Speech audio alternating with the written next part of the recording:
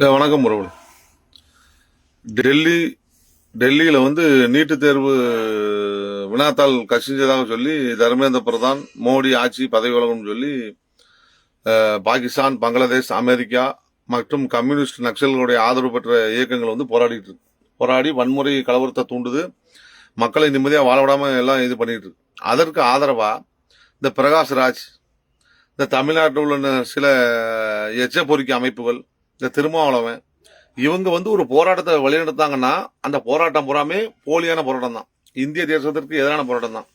இவனுக்கு உண்மையான போராட்டத்துக்காக குரல் கொடுக்க மாட்டான். இதே திருமாவளவன் திமுக ஆட்சியில் 46 பேர் கள்ளக்குறிச்சியில் சாராயம் கடிச்சு சாவும் போது மௌனம் காத்தார்.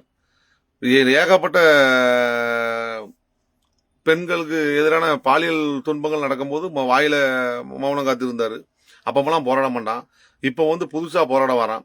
நான் என்ன சொல்றேன், நீட்டு தேர்வு அவசியம் தான். எங்களை மாதிரி கஷ்டப்பட்ட மாணவர்கள், கஷ்டப்பட்ட குடும்பத்தோட சேர்ந்த பிள்ளைகள்லாம் டாக்டர் ஆகணும்னா எப்படி ஆக முடியும்?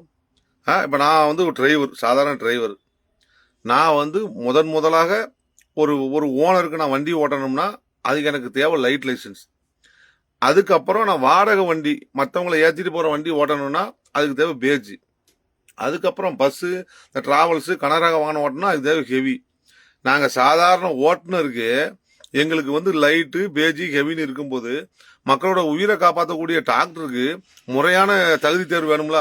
அப்போ 10ஆம் கிளாஸ் தேர்வு வேண்டாம்னு சொல்லு. ஏன் 10ஆம் கிளாஸ் தேர்வுலாம் நிறைய இறப்பு நடக்கலாம். எவ்வளோ பேர் சோசியல் மீடியா தேர்வில் தோல்வி அடைஞ்சிட்டோம்னு. டிஎன்பிஎஸ்சி எக்ஸாம் வேண்டாம்னு சொல்லு, ரயில்வே எக்ஸாம் வேண்டாம்னு சொல்லு, ஒரு எக்ஸாம் வேண்டாம்னு சொல்லு. எல்லா எக்ஸாம் மாதிரி நீட்டு ஒரு எக்ஸாம் தானே. தகுதியுள்ளும் திறமையுள்ளும் படிச்சுட்டு போகிறான். நீட்டே வேண்டாம்னா 400 மார்க் எடுத்தவன் 10 கோடி ரூபா கொடுத்து டாக்டர் ஆவான், பணக்காரன். அந்த ஏழை மாணவர்கள் இங்கே கனவு எட்டாக்கணியாக தானே இருக்கும். அதனால நீட்டு கண்டிப்பான அவசியம். நீட்டு வேணும். நீட்டை எதிர்த்து போராடக்கூடியவன் பூராவனும் தேசத்துறைகள். அவங்க பேச்சை நம்பி மாணவர்கள் நீங்க பலிகடா ஆகாதீங்க. இப்ப அந்த கரப்பாம்பூச்சி கட்சியை மோடி கிட்டடிச்சு கொன்றுவாரு. அது மிகவும் நடக்கும் இது. அதனால நீங்க மாணவர்கள் இது புரட்சிலாம் கிடையாது. இது போலி புரட்சி. இது உண்மையான புரட்சி கிடையாது. இவனை பின்னால போவாதீங்க. உங்க வாழ்க்கையை சீரழிச்சிடாதீங்க. நல்லபடியா வாழுங்க. இல்லைன்னா சிஆர்பி அடிச்சாமலாம் அடி. அதுல போராட்டக்காரம்லாம் சிகரெட் குடிக்கான், அந்த கூட்டத்திலேயே தண்ணி அடிக்கான். இவனெல்லாம் உண்மையான போராட்டக்காரன், மாணவர்களுக்காக போராடக்கூடியவனவன்.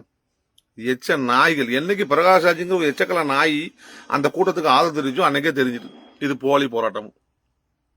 அதுபோல ஐயா தொல் டெல்லி போனார்ல, இந்த இருக்க கள்ளக்குறிச்சி போக வக்கில்ல, இந்த இருக்க அவங்க சமுதாய மக்கள் வாழக்கூடிய இடத்துல நீர்த்தொட்டியில மலத்தை கலந்துக்கு போக வக்கில்ல, டெல்லி போயிருக்கார்.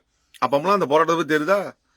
பூரா போலி போராட்டம். ஐயா ராகுல் காந்தி வேற இந்த நீட்டை கொண்டு வந்ததே அவங்க தான். அவங்க ஆட்சி காலம் தான். திமுகவுடைய அமைச்சர் மருத்துவ அமைச்சர் கையெழுத்து போட்டதை தான் இதே வந்துச்சு. இவங்க பூரா போராடுதாங்க. இவனை போராட்டத்தை நம்பாதீங்க. இவனை ஆட்சி ஒருபோதும் மேல வர போறது இல்லை.